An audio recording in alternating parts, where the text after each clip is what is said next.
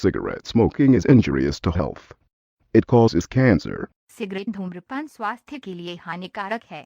ये कैंसर का कारण बनता है। जिंदगी की सच्ची घटनाओं को समेट उन्हें कहानी का आकार देते हैं।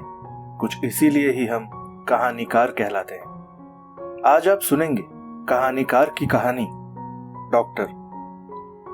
ये कहानी हमने सोशल मीडिया प्लेटफॉर्म से ली है। इस कहानी के लेखक के बारे में हमें कुछ नहीं पता। अगर आप लेखक के बारे में जानते हैं तो हमें कमेंट बॉक्स में जरूर बताएं। शुरू करते हैं कहानीकार की कहानी, डॉक्टर।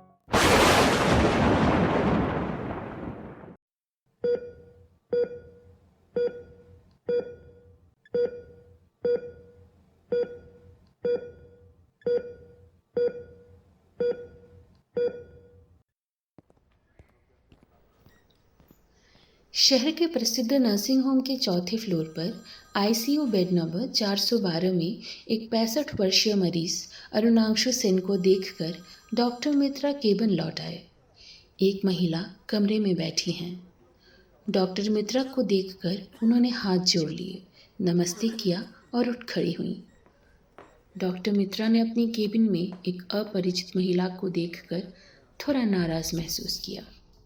क्या बात है, मैंने आपको पहचाना नहीं। महिला ने कहा, मेरा नाम शिवानी सेन है।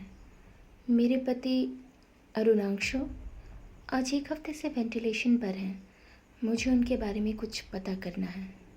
डॉक्टर मित्रा थोड़ा आगे बढ़े। तो आप यहाँ क्यों हैं? मेरे पास रोगी पक्ष से मिलने के लिए एक परिभाषित समय है। उस समय आइए। ये आउटडोर का समय है। बाहर मरीजों की लंबी लाइन लगी हुई है। शिवानी सेन ने अपनी आवाज़ कम की और कहा, मुझे क्षमा करें, लेकिन मेरे पास समय नहीं है, इसीलिए मैं अभी जानना चाहती हूँ। डॉक्टर मित्रा ने देखा कि बात बढ़ाने का कोई मतलब नहीं, इसीलिए उन्होंने स्पष्ट कर दिया। देखिए, मुझे बहुत उम्मीद नहीं है। उनका ब्रेन आंशिक रूप से डेड हो चुका है। बचने की संभावना बहुत कम है। मैं अभी भी कोशिश कर रहा हूँ। लेकिन कब तक? मैं और कह भी क्या सकता हूं? जब तक सांस है तब तक आस है। शिवानी बैठ गई और डॉक्टर मित्रा को थोड़ी देर तक देखा और एक अजीब सी बात कही, क्या कोई और सांस भी बाकी है? डॉक्टर मित्रा इस प्रश्न के लिए तैयार नहीं थे।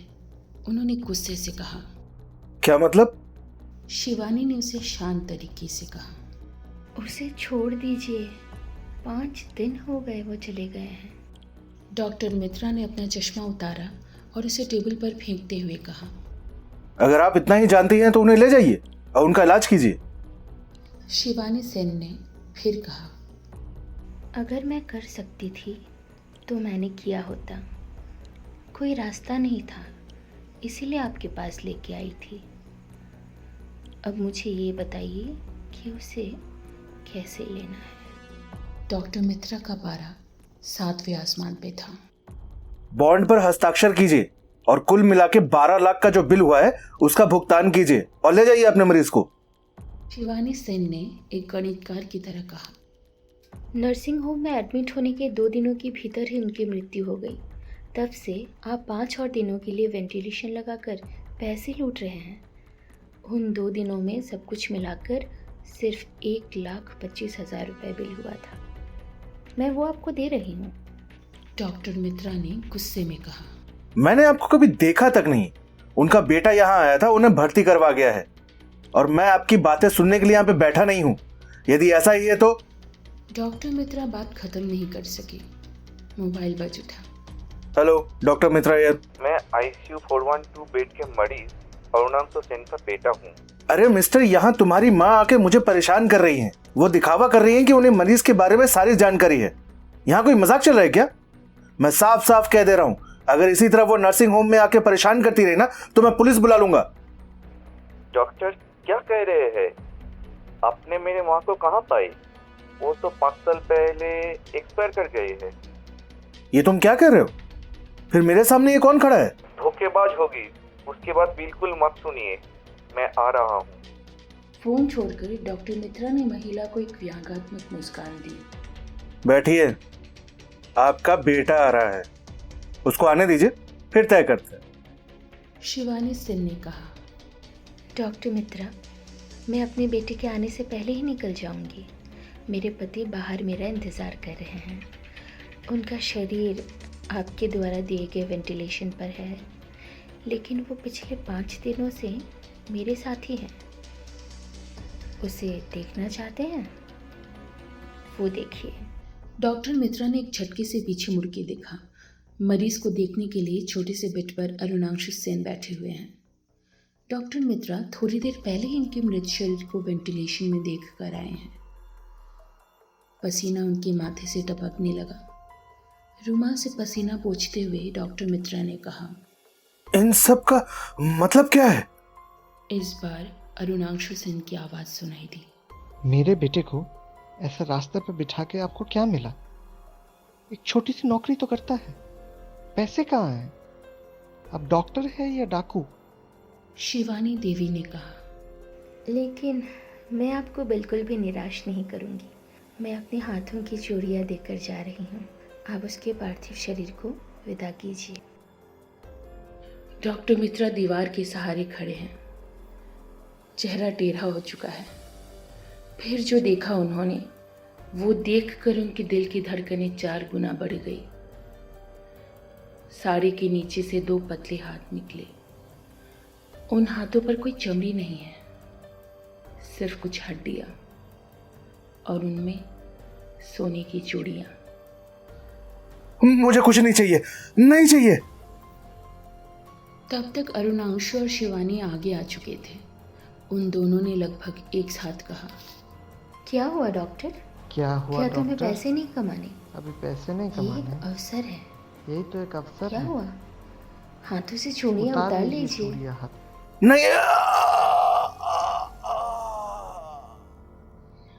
अगला दृश्य और भी घातक है। घर के आसपास कुछ और लोग खड़े हैं। डॉक्टर मित्रा उन्हें जानते हैं। ये सब उसके मरीज हैं जो अब मर चुके हैं। डॉक्टर मित्रा ने इस तरह से सभी के साथ कारोबार किया। उनकी मृत्यु के बाद भी घर में किसी को खबर दिए बिना उन्होंने उन्हें वेंटिलेशन पर रखा और महंगी दवाइयाँ और इंजेक्शन खरीदने पर मजबूर किया। आज वे सब हिसाब मांगने आए हैं। डॉक्टर मित्रा को लगा कि उसकी आंखें धुंधली हो रही हैं, पैरों में जान नहीं बची, सर झंझना रहा है। डॉक्टर मित्रा बेहोश हो गए।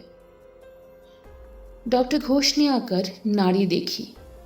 वो समझ गए कि डॉक्टर मित्रा अब और नहीं है, लेकिन ये मौका है। डॉक्टर मित्रा के पास बहुत पैसा है। उन्होंने नर्स से कहा, घर वालों को बताओ, हालत बहुत गंभीर है, मैं वेंटिलेट कर रहा हूँ। डॉक्टर मित्रा की डेड बॉडी को वेंटिलेशन पर रखा गया और डॉक्टर घोष अपनी केबिन में लौट आए। केबिन का दरवाज़ा खोलते ही वो चौंक गए। स्वर्गीय डॉक्टर मित्रा टेबल के उल्टे तरफ बैठे हैं और एक नज़र से डॉक्टर घोष को देख रहे हैं। डॉक्टर घोष को लगा कि उनकी आंखें धुंधली हो रही हैं, पैरों में जान नहीं बची है, सर झंझना रहा है। इस बार डॉक्टर घोष ने होश खो दिया।